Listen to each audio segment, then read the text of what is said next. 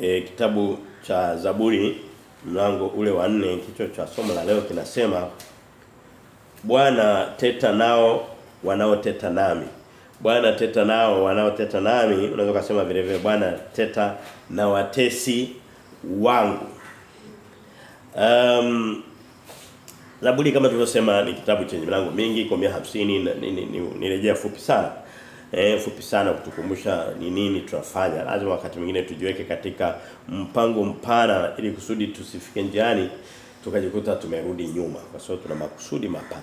Ni kitabu kirefu chenye Zaburi ziko 150 na pia kina mafundisho ya aina nyingi kwa sababu ya wingi wake tu. Kwa mfano kitabu kama Philemon kina mlango mmoja, kutegemea kukuta vitu vingi kwa sababu kwa vyote vile na urefu wake ni huwezi kulinganisha. Kwa hiyo hiki kina vitu vingi. Kwa hiyo unajikuta unatoka kwenye kitu kimoja unaenda kwenye kitu kingine. Mlango huu wa 4 kitu ambacho kilitokea kuanzia mlango wa 3 wa wiki iliyopita. Na mlango wa 4 huu wa 5 wa 6 na hata wa 7 ni vitu vinahusu habari ya watu wanapoinuka, watesi ni watesaji. Au wakati mwingine unasema ni adui. Wiki iliyopita tuliona somo lilikuwa linasema ukisimama na Bwana, ukisimama na kweli ya Mungu, ukaenenda katika njia za Mungu katika dunia hii, watesi watainuka, maadui watainuka. Na mara nyingi ukiona huna maadui wewe uko unakubarika katikati. Sema Yesu anasema katika Luka mlango wa 6 mstari wa 20 na 6 anasema ole wenu watu wote wakiwapenda, watu wote wakiwasema vizuri. Na hasa unapokuwa uko katika maisha yako ya Ukristo na sana sana katika utumishi, ukaona utumishi wa mtu unapata washabiki, unakubalika, watu wote wanamkubali, wanakuambia nchi nzima, labda eneo zima, mkoa mzima, Biblia inasema huyu anakuwa hamtumiki Kristo. Hata kama watu wataamua kuamini tofauti, haitabadilisha maana na kweli ya neno la Mungu. Lazima tuamini nani? Tuamini maneno yanayosema Kristo mdomoni au yale ambayo tunadhani sisi mimi nadhani unapokuwa na Kristo watu wote watakupenda kwa sababu unamtumikia Mungu. Haiko hivyo bahati mbaya. Kwa hiyo leo tutaona ni muendelezo wa mlango ule wa 3 ambao tuliona kwamba unaposimama na Bwana, unapokuwa upande wa Mungu na hasa unapokuwa katika utumishi wa Mungu na mambo yanayoendana na lazima maadui na wakati mwingine hawatainuka wenyewe kwa makusudi yao. Hapana, wanatumwa na Mungu wao wa dunia hii, Shetani. Nasema nenda kashambulie yule. Nenda kashambulie yule. Wakati mwingine wanatumika bila wao kujua.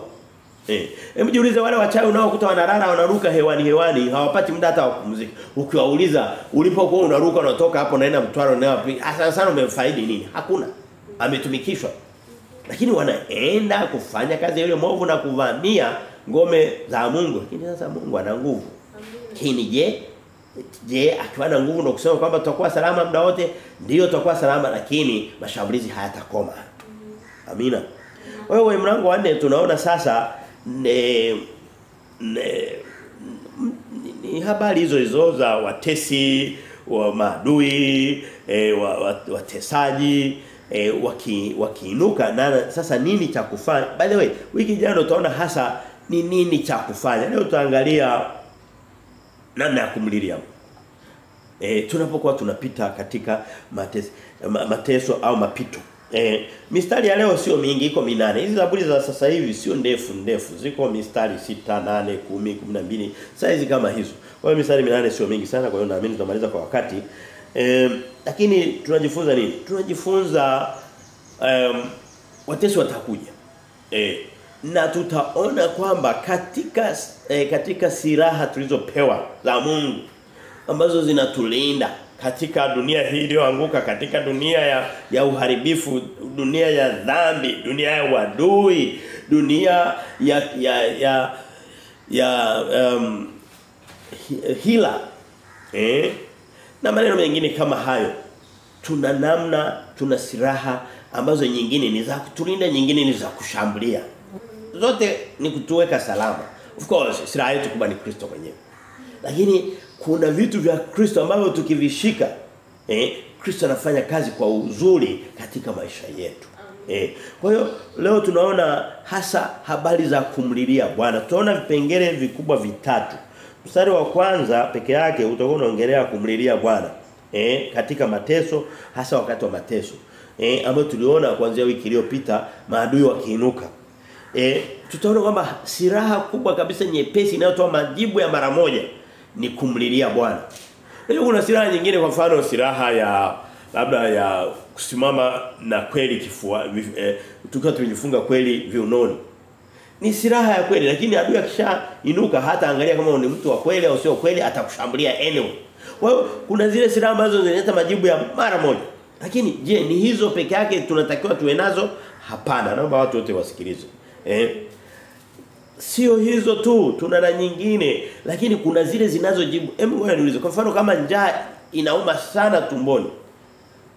Silaha ya haraka sana ni kwenda shamba kulima ili kusudi uvune vya kutosha. Pana, majibu yatakuja, lakini yatakuja baada ya msimu. Kwa hiyo kuna silaha za papo kwa papo. Silaha ya papo kwa papo ni pale unapoamka asubuhi, ukijua kwamba dunia imejipanga dhidi ya wateule wake, ukaweka njia zako mikononi mwa Bwana. Unaenda kulala, unaweka silaha zako mikononi, unakutana na jambo kila wakati. Na watu tuondoe ile tabia ya kutaka kusali kwa ratiba. Ni asubuhi tu. Si bora hata angalau angesali asubuhi na jioni akaenda kulala. Hiyo nayo haipo. Lakini hata kama itakuwepo, Mungu anataka muda wote ni muda wa kuomba. Na kuomba sio lazima utasema Baba yetu tunakuomba utukumbuke. Watu hebu angalieni ninavyojua kupanga maneno. Baba yetu ambaye hupungukiwi na kitu, ambaye ulisema na Ibrahim baba yetu. Ukakuta maneno mengi ili kusudi watu wakusikia pale. Sala zilizo nzuri husaliwa kimoyo moyo. Ndio. Ni sala nzuri husaliwa kimoyo moyo. Kuna muda wa kusali sala za kusikiwa lakini kwa makusudi mazuri, lakini vile vile sala za kusikiwa zinaweza kuleta makusudi mabaya, na ndizo zilizo nyingi. Kwa hiyo tunaona kwamba kumlilia Bwana, Bwana teta nao wanaoteta nami, Bwana teta na watesi wangu, ni silaha inayo tuokoa tunapokuwa katika mazingira ya emergency. Katika hatari ya papo kwa papo. Lakini maisha yetu ya kila siku tusisubiri kukutana na hatari za papo kwa papo. Zitakuja anyway. Tuwe na mpango mpana wa kukaa salama, kutumia zile silaha ambazo zikatulinda miaka 5, 10, 20 mpaka uzima wa milele. Nazo zitufanye kazi. Lakini leo tunaangalia hizi za papo kwa papo.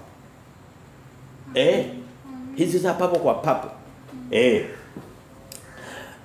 Tukijuza kwa mfano umeenda sehemu kwa tokea na tatizo na nini, ukashindwa kuja kwa wakati na nini, ukajikuta giza na mazingira ya hatarishi, labda kumetokea na ujambazi na nini limekukuta. Sio kwamba ulikuwa uko unakunywa pombe.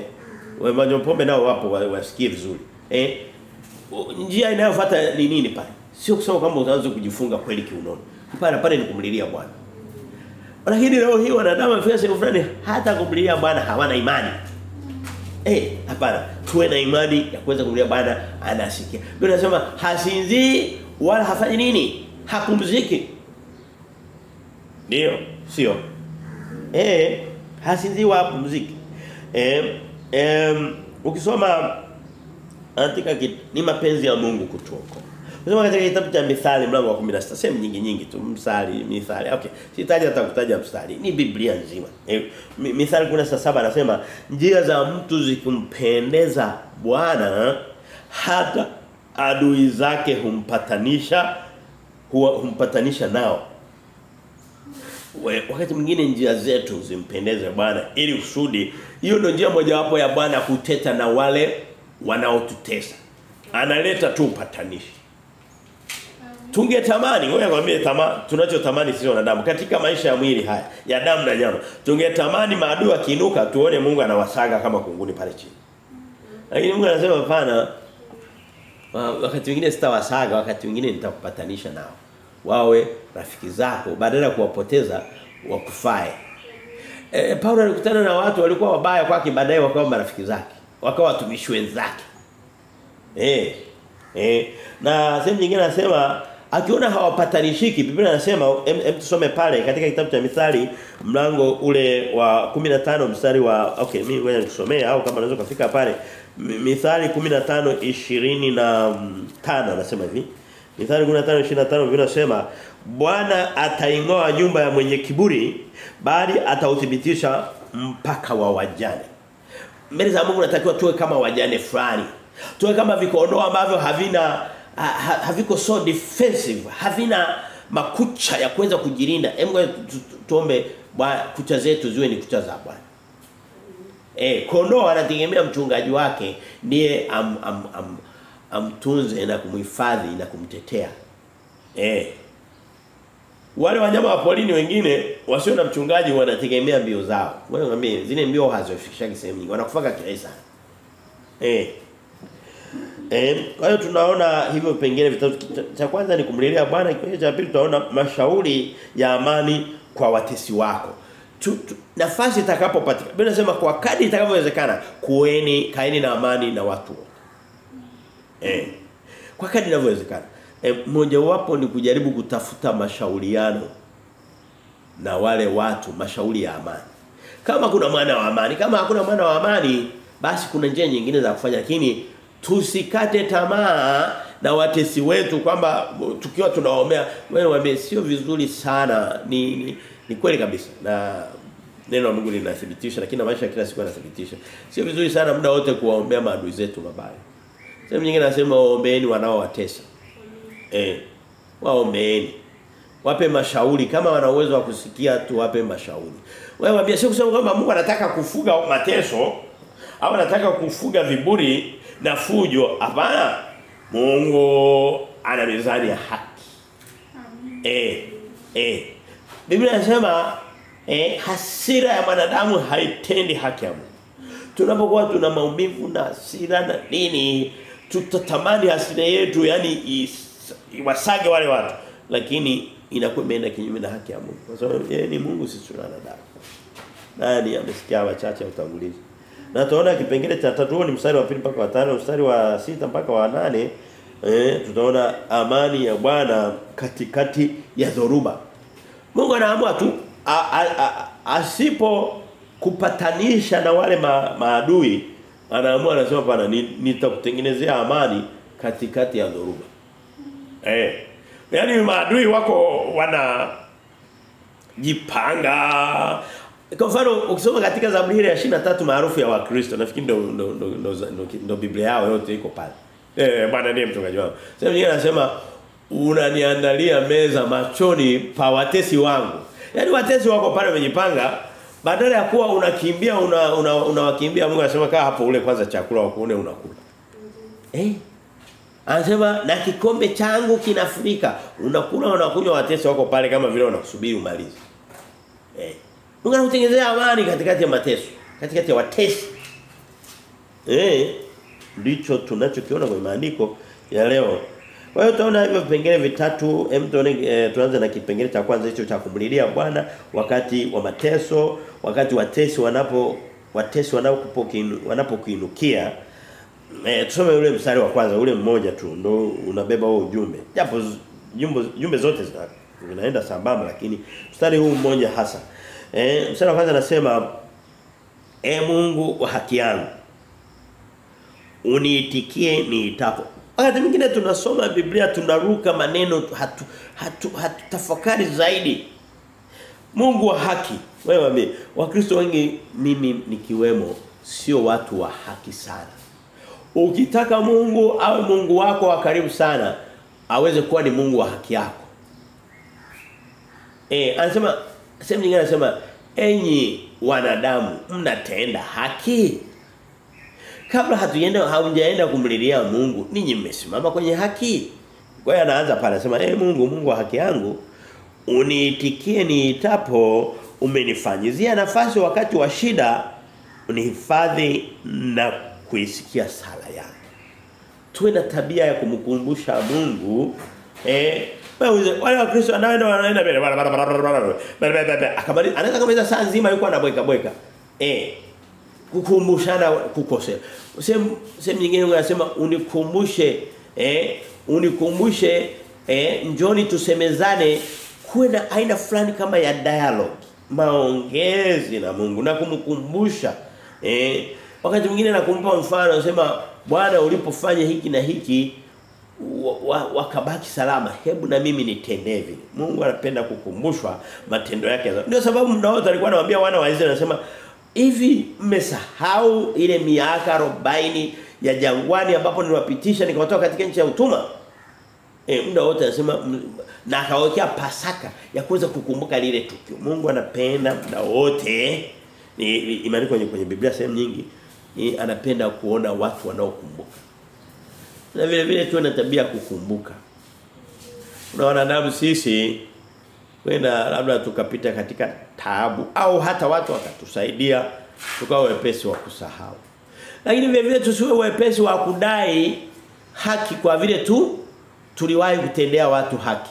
Hapana, haki kamili inatoka kwa Bwana. Kabisa. Wewe uliyetendewa ukumbuke. Lakini wewe uliyetenda usidai. Ndicho Mungu anachotuambia. Kuna na methali hata ya Kiswahili inasema tenda wema uende zako. Usianze kudai shukrani. Mbona nimekufanyia hivi, shukrani yangu iko wapi? Unakumbuka na kumbe shukrani, usiombe shukrani, na Biblia inatuambia hivi. Na mara nyingi watu wanapotupa shukrani inakuwa tumemaliza. Tumeshapata thawabu yetu. Shukrani nzuri hutoka kwa Bwana.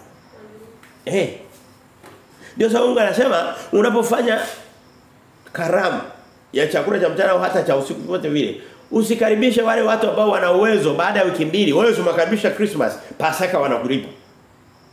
Unasema karibisha wale ambao atakaye kulipa ni Bwana mwenyewe.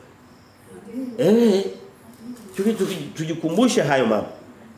Kwa hiyo tunaona ni mstari wa kumlilia, kukumbuka kumlilia Bwana. Kama nilivyosema, Wakristo sisi na dunia pia kwa ujumla wake, Bwana ni Mungu wao wote. Hata kama watu hawajamkiri na kumwamini Kristo, ni Mungu wao vile vile. Lakini kwa ujumla tuseme na hao Wakristo ambao angalau wana hiyo nuru ya uzima wa Mungu, wa uzima wa milele. Sio wepesi wa kukumbuka, tunaenda kutafuta msaada sehemu ambapo haupo.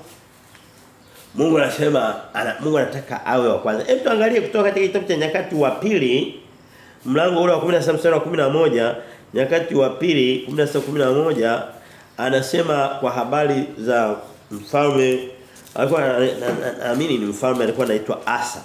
Mfalme Asa. Mfalme mwema tu. Nyakati wa Pili mlango wa 16 mstari wa 11, Biblia inasema, Nyakati wa Pili 2:11 anasema hivyo.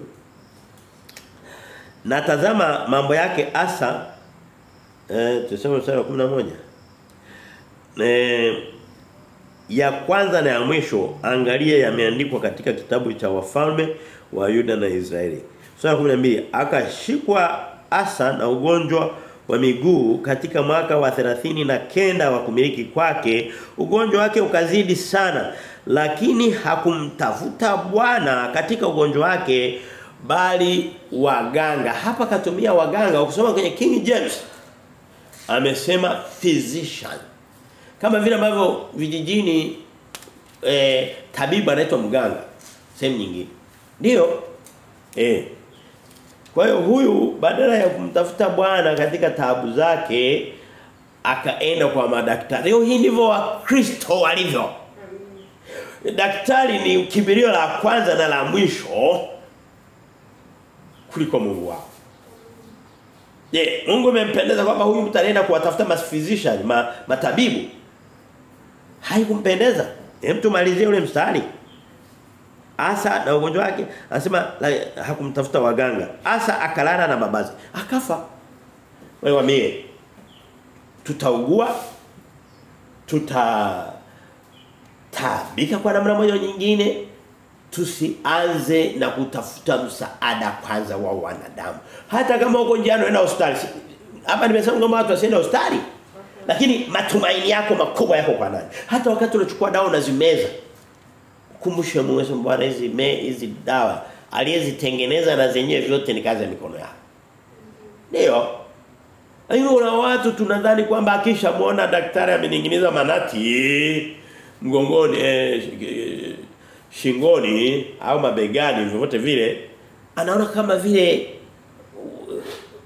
ushindi wa kila kitu. Watumie, wakimbilie, lakini moyoni mwako. Anasema ole wao watafutao msaada lakini si kwa Bwana bali wamemwacha Bwana mioyoni mwao. Tunaona Daudi akimlilia Bwana dhidi ya watesi. Watesi wanaweza sio watu tu peke yake, sio tuko kwenye dunia iliyoharibika, inaweza kuwa ugonjwa. Inaweza kuwa mawazo mabaya ukatafuta hata ni nani kasababisha hakuna. Au wakati mwingine ni sisi wenyewe tu katika ujinga wetu tukaenda ndivyo sivyo. Kwa hiyo tuweze Biblia inasema katika Zaburi tutafika huko sio muda mrefu kwenye Zaburi ya 20 anasema hivi. Ngoja tangulie tunasoma mbele na nyuma. Lakini haitatuzuia kusoma systematically kutoka mlango mpaka mlango, lakini tutakuwa tunaenda mbele na nyuma kupata hoja kamili. Anasema hawa Zaburi ya 20 na mlango wa 7, mlango wa 20 mstari wa 7 anasema hivi. Hawa wanataja magari na hawa wanataja farasi. Bali sisi tutalitaja jina la Bwana Mungu wetu. Bali sisi tutalitaja jina la Mkristo. Nisikilize. Unaweza ukamlilia sana ukawa na madaktari 5 siku wote wakawa wamekufa. Unaweza ukawa na mapolisi 5 na wote wakawa wamekufa. Unajua asiyekufa ni nani? Kristo. Amina. Asiye na mwisho nani? Neno lake. Unaweza ukawa na mtu ukampigia wasema sana wasema nishastaafu siku nyingi. Kumbe upo.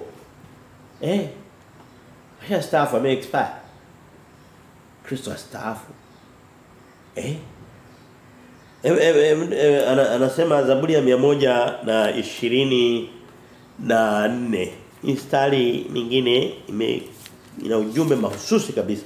Zaburi ya 124 anasema hivi, msikilize Daudi mfalme kama hawa watu wakubwa waweka chini ukubwa wao. Wewe unajiita ni profesa, weka chini pembeni uprofesa wako, mtumainie Bwana.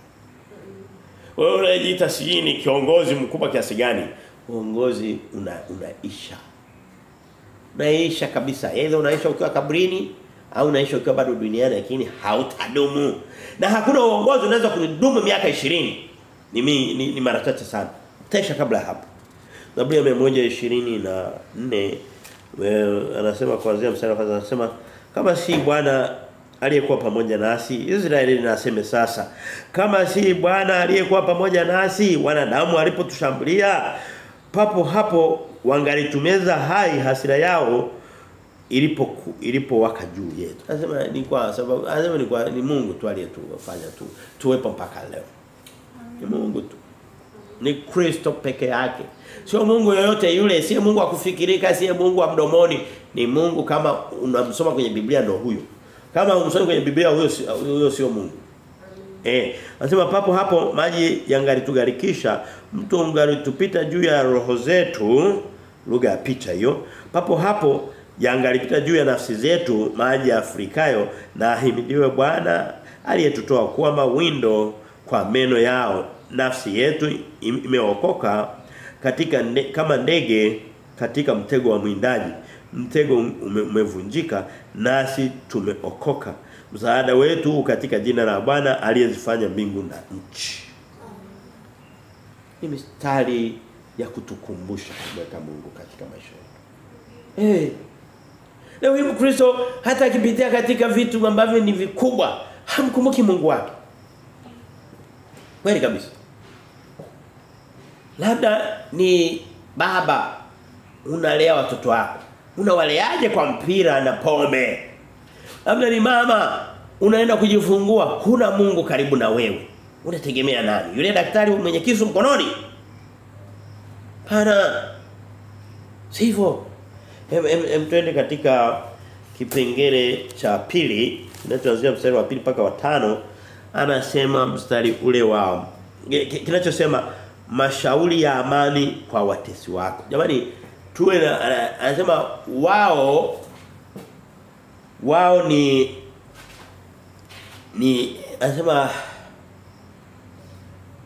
mimi ni wa amani lakini Zaburi ya 100 hii mstari wa ngapi? 120 ngapi? 121. Anasema mimi ni wa amani lakini ninenapo wao huelekea vita. Zaburi ya 120 mstari wa 7 anasema hivi. Mimi ni wa amani bali ninenapo wao huelekea vita. Wewe niambieni wanadamu nao nisikie labda niende kinyume zaidi hata ya Wakristo. Twende nje zaidi ya Wakristo. Wanadamu wote mnaweza kusikia maneno tunasema. Tuliotoka kwenye Biblia. Tusidhani kwamba muda wote wanapogombana watu wawili wasipoelewana kwamba ni wakosaji wote. Kuna wakati mmoja anatafuta amani lakini kinachojibiwa pale ni vita. Ungeniambia kwamba huyu kaleta vita na huyu kaleta vita ungeweza kuwalaumu wote wawili. Lakini inapofikia kwamba mmoja analeta amani anachojibiwa ni vita pale kunakuwa hakuna namna tena ya kupona. Lakini sio mara nyingi haitokei. Mara nyingi kila mtu anakuwa na kavita kake amekaanzisha. Lakini kuna mazingira.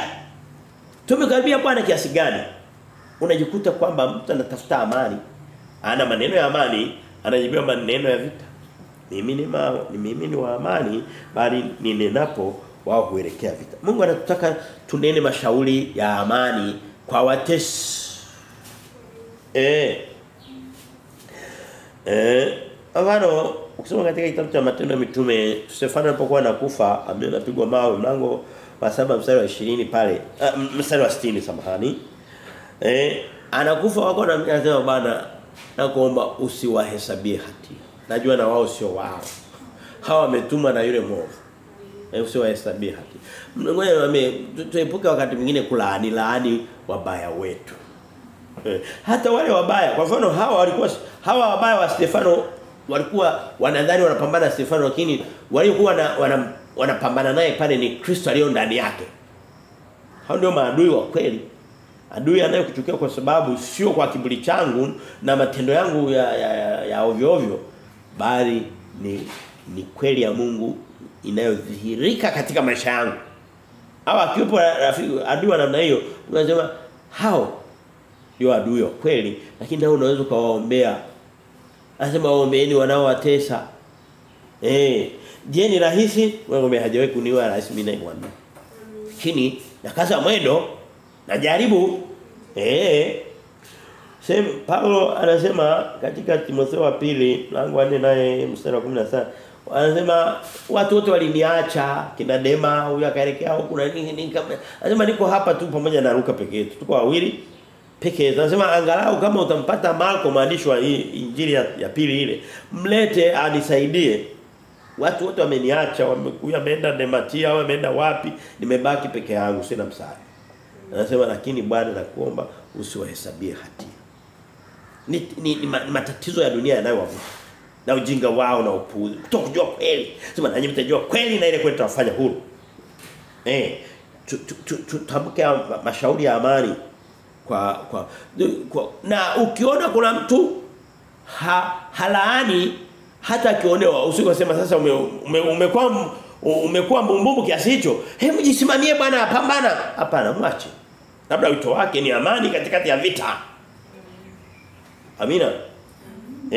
Hata lini anasema tusome mstari ule tuko kwenye Zaburi ya 4 tusome mstari wa 2 anasema enyi wanadamu hata lini utukufu wangu utafedheheka je mtapenda ubatili na kutafuta uongo. Ni kama kuambia bana mwacheni na mambo ya kijinga haya kipuuzi ya ubatili haya na uongo. Yaache. Hii ni kama kuwahubiri injili ya amani. Nani wewe kusikia? Wewe kijana labda uko mashuleni, wewe labda utakuwa kazini, utakutana na watu wakiwa bado mnashindania vyeo na nini. Ukiona umeshindwa kabisa kufanya amani nao, basi ufunge mdomo wako. Funge mdomo wako. Tulie. Wakati mwingine kutulia ni anasema simameni imara, tulia msifanye kitu chochote, msubiri mkono wa Bwana ufanye kazi.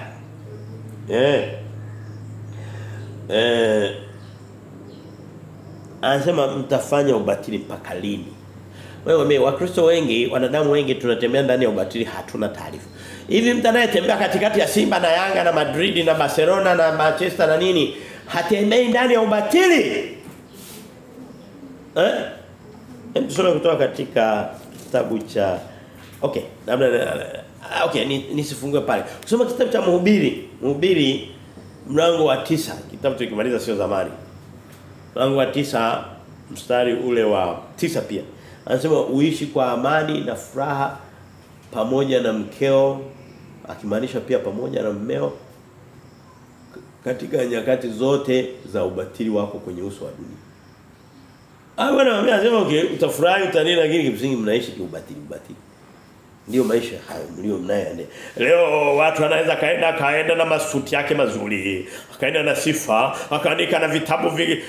Mungu anasema hata ukiandika kitabu unatembea ndani ya ubatili kama una Kristo. Hajasema kama una dini zako kubwa hazikutambui. Hapana, anaongelea zaidi ya hapo. Ujumbe tunaopata anaposema mtafanya ubatili na nini, mstari wa 2, dunia hii mienendo yake ni ya ubatili. Je, wanafahamu? Hapana. Hawafahamu. Anawaambia mtapenda ubatili namna gani? Uchokozi ni ubatili. Wasema unaweza kukuta huyu anamchokoza yule na yule anamjibu yule, alafu wanachukiana. Ikipita miaka 10 unakuta wote kila mtu ana kaburi lake sehemu fulani.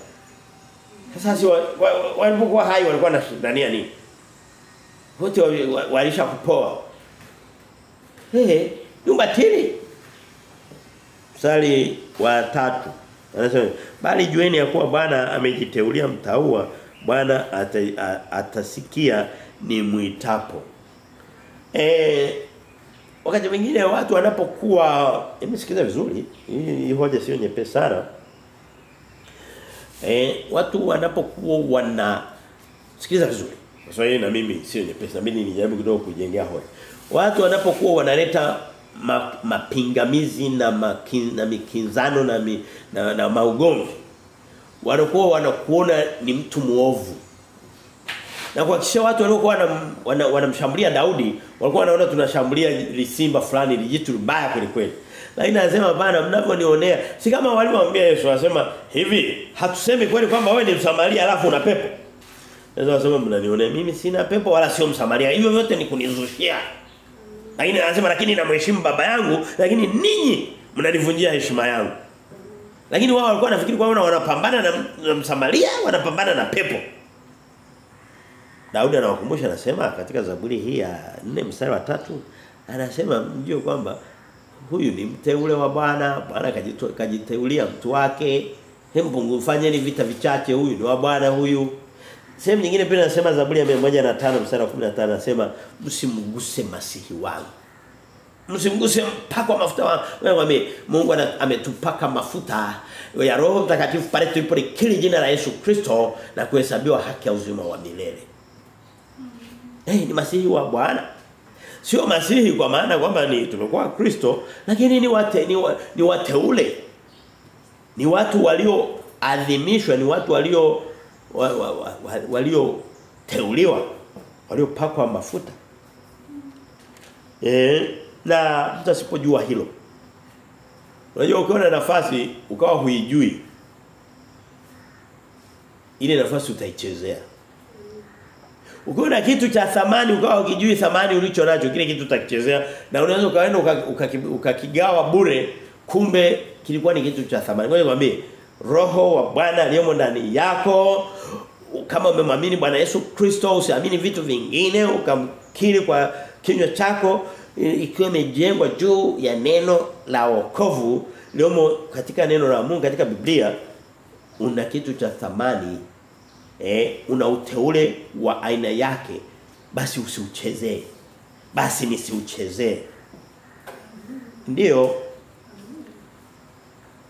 sehemu nyingine Biblia inasema katika kitabu cha Zakaria mlango wa 2 mstari wa 8, anasema anayewagusa ninyi anakuwa anajaribu kugusa mboni ya Bwana. Watu wa Mungu kwani Kristo aliteswa hakuteswa? Je, alipoteswa alikuwa sio mboni ya Mungu?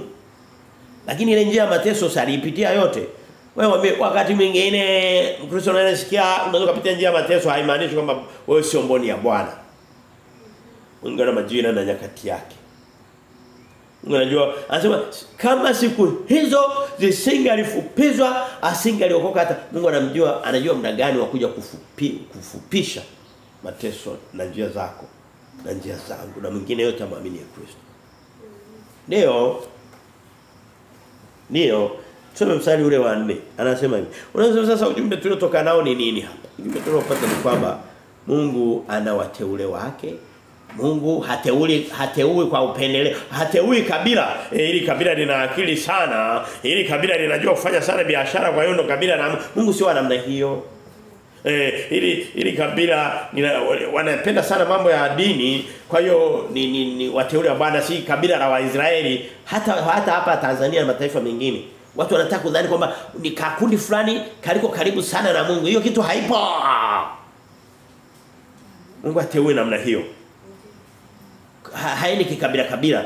Mtateuana kikabila, mjazane kwenye nafasi nzuri za kula hela za nchi, lakini Mungu hateui namna hiyo. Amina.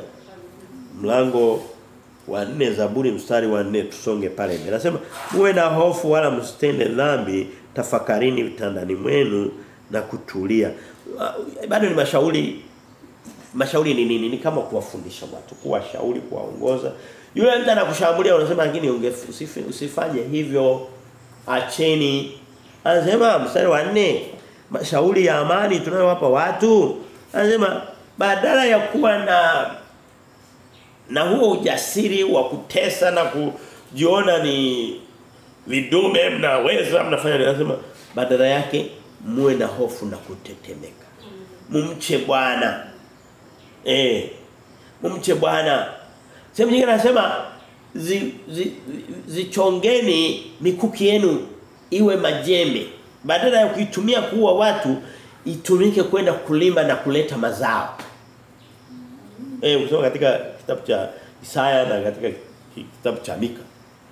Lazima tubadilishe silaha zetu. Ziwe kwa mfano kama tulikuwa tuna kinywa kikali, badala ya kukitumia kufanya umbea, badala ya kukitumia kuongea vitu vya kijinga, kushambuliana kwenye mambo ya siasa na nini. Kwa mfano tukibadilisha kile kinywa kikao cha kuhubiri neno la Mungu, si kitakuwa kitamu zaidi? Ndio.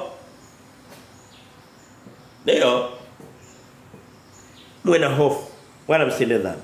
Nasema jamani, ukisha kuwa na hofu ya Mungu, dhambi inapungua. Unajua kwa nini watu wanatenda sana dhambi? Ni kukosa hofu ya Mungu. Ndio. Twende kwenye mstari ule wa 5. Nasema hivi. Mstari wa 5 anasema hivi. Toeni dhabihu za haki na kumtumaini Bwana. Anasema hivi. Hebu mkaribieni Mungu katika ule ukamilifu wote. Unajua kumkaribia Mungu wakati mwingine tunaweza kusema kulisoma neno, kufanya utumishi wote, lakini anasema na dhabihu za haki. Na mara nyingine dhabihu za haki ni mioyo iliyopondeka. Ni mambo yale. Lakini hata ukisema ni dhabihu za kawaida za vitu vyetu, sawa, lakini vitu vyetu ni vidogo zaidi kuliko mioyo yetu. Moyo wako na moyo wangu ni dhabihu ya haki mbele za Mungu kuliko noti zako.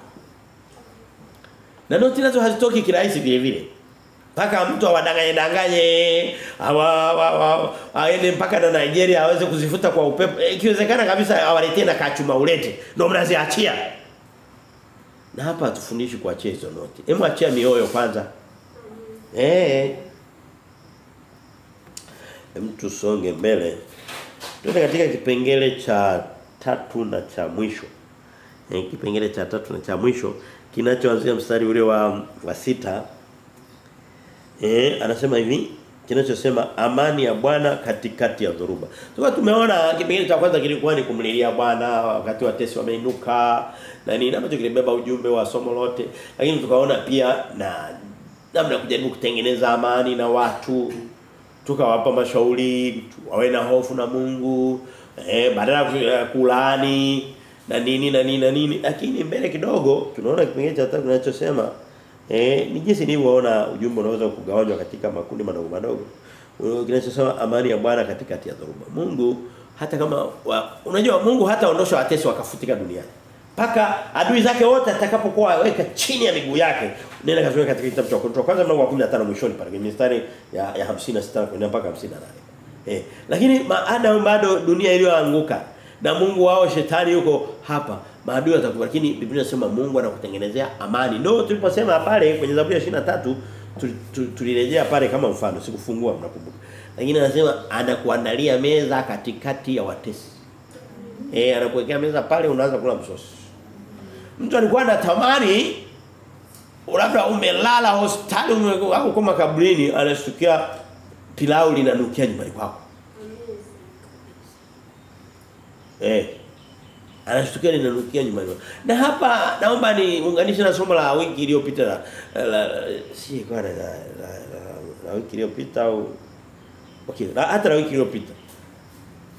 Hatuongelei habari za kuwa na uadui na wanadamu na somo lilozoeleka leo hii kuna masomo makubwa kwenye hayo makanisa yao yoyote yale jinsi ambavyo maadui zako watakavyoangamizwa, yani haiangalii umewaibia umewaringia maadui muda wote, na mara nyingi wanakuwa ni mashetani, ni maadui, ni majirani, ni ile tu kukudanganya tu muda wote, ukae unadhani kwamba Mungu amekutenga uko mwema alafu watu wote ndio wabaya. Hapana.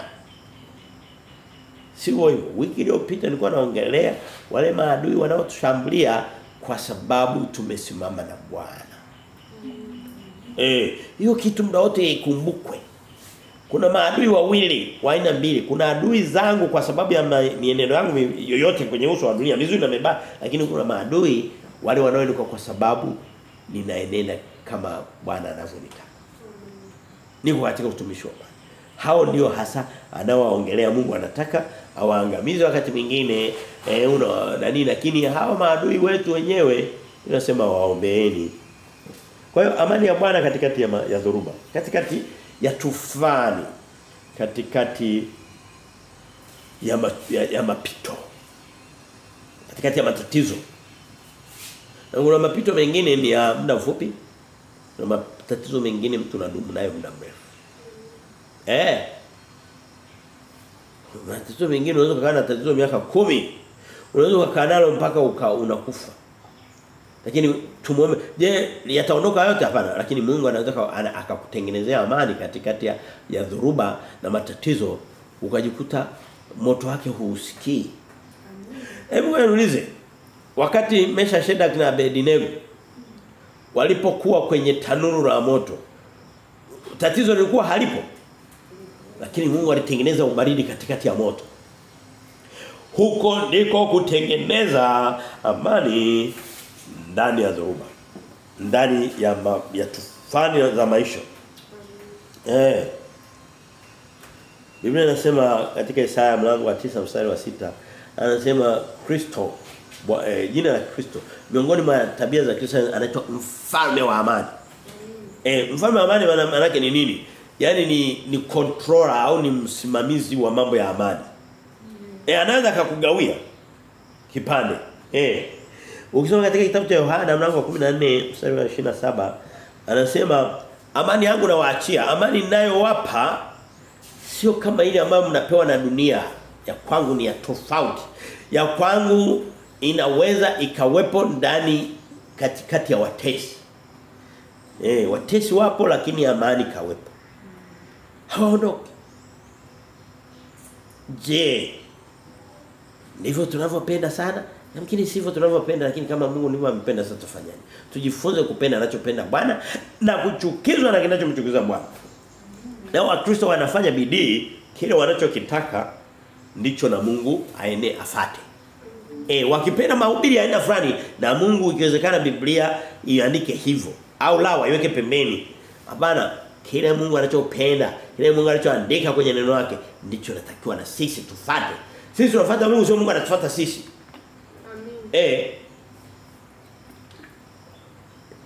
Tusome Zaburi ile ya 4 mstari ule wa 6. Anasema wengi husema Nani atakayetuonyesha mema? Bwana utuinulie nuru ya uso wako. Hapa ni msikiliza, wengi ni nini? Ni watu wengi. Maana kuna watu wenye doubt.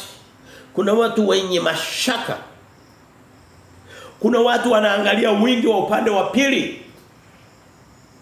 Anasema tutasalimikana namna gani sasa? Wengi husema ni nani atakayetuonyesha mema? Yaani tutaponaje? Wengi ndivyo. Mara nyingi wengi wanapotosha. Niwahi kufundisha somo linalosema Mungu sio mwana demokrasia. Demokrasia ni tabia za kibinadamu.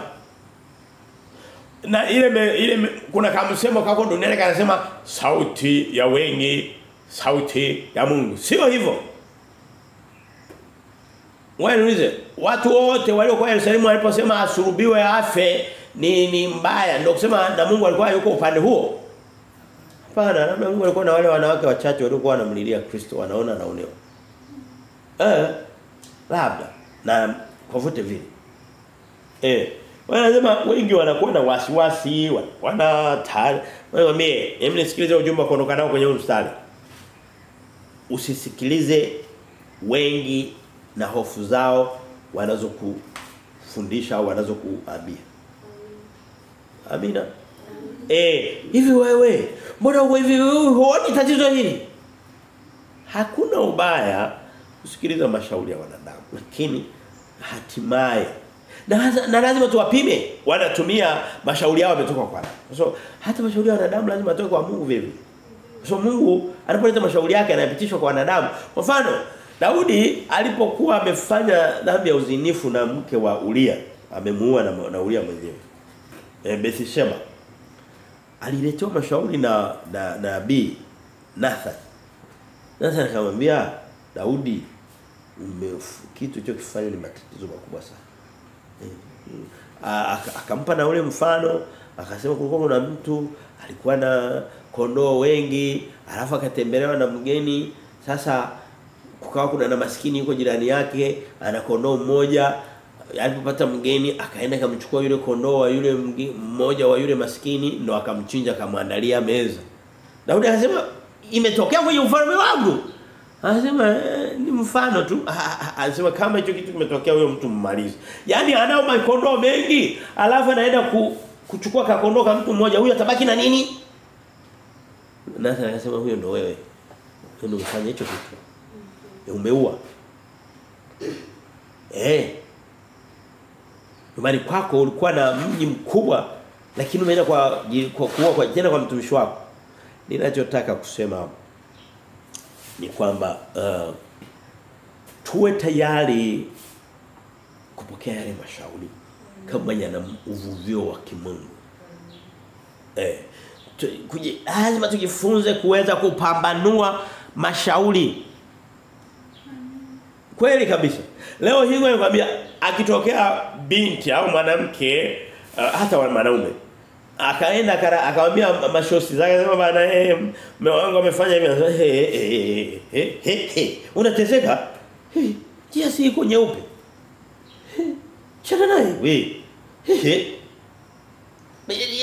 Rahisi sana. Hawezi kumwambia kwamba ndani ya ndoa kuna kuvumiliana.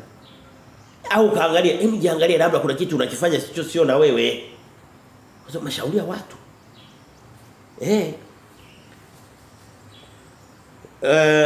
Ukisoma katika kitabu cha Warumi mlango wa 8, ni mstari maarufu sana, inatakana ukaukumbuka huu mstari. Anasema Bwana akiwa upande wetu, ni nani atakayetupinga? Nani atakuwa kinyume chetu?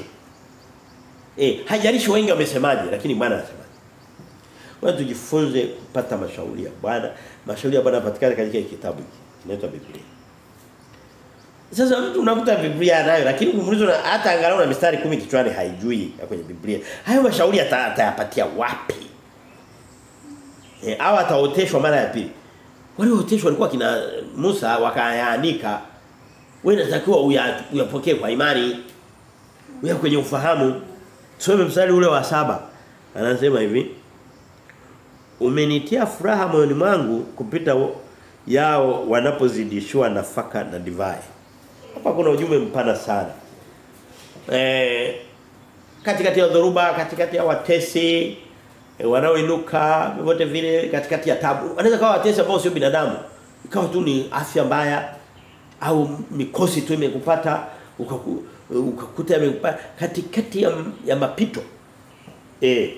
Katikati ya mapito Bwana huweza mstari wa 7 umenitia furaha, kutuletea furaha. Ndio yale kutuandalia meza katikati ya watesi, mbele ya watesi wetu. Anasema umeniandalia umenitia furaha moyoni mwangu. Anasema anailinganisha na kitu gani? Na watu wa kawaida, wanadamu wa Kristo wanapokuwa pesa zao zimekubali. Kuliko wanapokuwa wamepata nafaka, mavuno, lipa mishahara au wamepata posho au rushwa imekubali. Kuna Watanzania wenye nafasi kubwa wanakula rushwa kama mchwa. Yaani kumwambia kwamba hapa nahitaji milioni 30 hapa huchomoki. Ni kitu chepesi. Alafu baada ya muda mfupi unasikia anapambana na kisukari na figo. Na moyo nao umekataa, umejaa maji. Anaanza kutafuta matatizo. Anaanza kutafuta chanzo cha matatizo. Zile rushwa ulizokuwa unakula zilikuwa zinaisha wapi? Zinaisha kwenye figo? Haziishi kwenye moyo, ukajaa maji, ukashindwa kupampu, ukapata cardiac failure, heart failure. Lakini kulingana na neno la Mungu, Mungu furaha ya Mungu inapita furaha ya mapato. Biblia inasema fadhili za Bwana, furaha ya Mungu ni kwenye vitabu hivi vya Zaburi na hata Ayubu. Anasema ni inazidi furaha ya dhahabu na fedha. Sipata muda kwenda huko kwa ajili tu ya muda. Mstari wa 8 anasema hivi.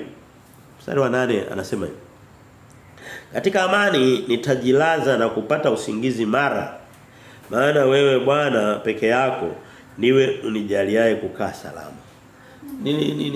Mstari wa 8 niliusoma wiki iliyopita sambamba na mstari wa tusome kwenye mstari wa ngapi? Zaburi 3 pale. Anaposema mstari wa 5 anasema nalijilaza nikalala usingizi. Ili swala unaweza kuliona ni swala dogo sana, lakini unapopata Kristo nani sikiliza vizuri, unapopata usingizi wakati wake siongelee labda imetokea siku moja au usingizi umekataa nini, lakini ukaishi maisha ambayo unaweza kulala ukaamka kwa usingizi vizuri, kwa huna mawazo ambayo yanakuzonga mpaka kuna kucha. Ushukuru Mungu. Usingizi nao utoka kwa Bwana. Anasema katika amani nitajilaza na kupata usingizi mara nini? Papo kwa hapo mara moja bila kubembeleza sana na kujiviringisha mara 50 kitandani kusudi utafute. Maana wewe Bwana peke yako ndiwe unijalie kukaa salama. Tuombe Mungu usingizi mzuri. Wewe mwambie ukienda kulala usiombe usingizi ukikosa usije ukasema kwamba kuna jirani amekufanyia kitu kibaya. Ni wewe tu umekataa, umesahau kufanya jukumu lako. Hivi wewe kwambie ukienda kulala ukalala bila kula, ukakosa usingizi, utasema kwamba jirani ni mbaya? Kuna njaa tumboni. Umelala bila kuomba, umelala kumshukuru Mungu, umeshinda hivyo, alafu uko moyo uko empty. Uko hauna kitu. Uko waziwazi hauna kitu. Haujaridhika. Ili sio jambo jepesi kama mimi na wewe hatuyapitia humo au tumepitia kidogo. Lakini hilo nalo ni la Bwana. Zaburi ya 100 ngoja tusome mstari kidogo nao. Utupe contrast, utupe upande wa pili. Utupe Zaburi ya 127 mstari ule wa pili anasema kazi yenu ni bure. Mnaoamka mapema na kukawia kwenda kulala na kula chakula cha taabu, yeye humpa mpenzi wake usingizi. Anasema leo hii wewe wa Kristo wanadamu ni kuamka usiku kwenda kuhangaika na dunia, alafu anakuja mpaka usiku wa pili mchana wote hajapata hata muda wa kumkumbuka Mungu wake, anahangaika na dunia bila kufanya nini? Mungu anasema, alafu anasema mle msana anaishia anasemaje? Anasema nakula chakula cha taabu. Yani maisha unayaishi lakini unayataabikia kweli kweli. Sema nyingine anasema katika ile Luka 21 kitabu mlango maarufu sana, kwa 21 Mathayo 24 Marko 13 hizo zote ni milango ya pili inayoongelea ujio wa pili wa Yesu Kristo. Anasema mstari wa 30 anasema msisumbukie sana maisha yenu. Sio pale aliposema mtakula nini, hapana, hiyo ni Mathayo 10. Lakini anasema angalieni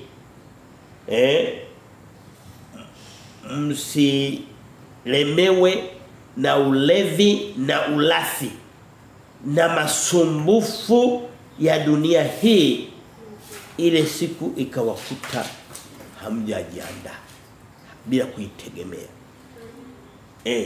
Leo hii kuna Wakristo yeye ni kukimbizana na shilingi, alafu wakati zimeanza kutosha kisukari kinaingia. Pressure inaanza. Ndio kidogo alikuwa ameanza kupata nafuu. Anasema msisumbukie sana kesho tutajisumbukia yenyewe. Wakati mwingine tuwe na tabia ya kumwamini, kutumainia Mungu na kumpa nafasi yake bila kuacha kufanya kazi, bila kuacha kuweka bidii na nini. Lakini hilo nalo ni somo la msingi sana. Ni somo la msingi sana. Basi tutakuwa tumemaliza mistari kuhubiri mistari minane. Huwa sio ngumu sana. Wakati mwingine unaweza kukutana na sura ina mistari 50. Unachofanya ni unasumbua kidogo. Sio kila mstari unakuwa na ujumbe wake, lakini minane nafikiri tumaliza kwa wakati. Neema ya Bwana iwe pamoja nanyi, tufunike wote. Nawe unatufuatilia, Mungu akuhifadhi. Tunakushukuru Jehova kwa upendo na fadhili zako na tutendea siku zote na hata siku ya leo. Asante Bwana Yesu Kristo, ni katika jina lako Bwana wa mbinguni tunaamini na kuyapokea yote haya. Amen.